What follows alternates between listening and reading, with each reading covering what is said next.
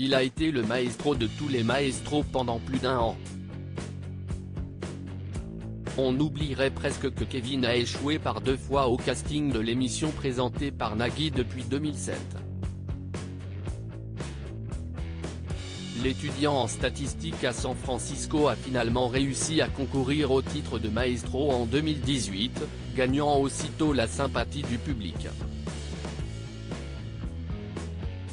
Sa grande mémoire lui permet de décrocher plus d'une quarantaine de victoires et la coquette somme de 400 000 €. Un record finalement battu par Margot, championne forte d'un palmarès de 59 victoires et 530 000 € de gains. Le 27 janvier 2020, son challenger lui rendait justement une petite visite de courtoisie sur le plateau de N'oubliez pas les paroles. L'occasion pour Nagui de prendre des nouvelles du chouchou. Comment ça va, Quest, ce qui se passe dans la vie mon Kevin, es-tu heureux ? A demandé l'animateur, visiblement ému de revoir un visage familier. Kevin confiait alors avoir repris son doctorat aux États-Unis, ce qui lui a valu quelques taquineries de la part de son interlocuteur. Tu es toujours célibataire ? La question a manifesté gêné l'ancien maestro. A-t-il répondu évasivement avec le sourire. Difficile de conclure que le champion de tous les champions avait trouvé à l'époque l'élu de son cœur. Nagui avait pourtant une petite idée derrière la tête.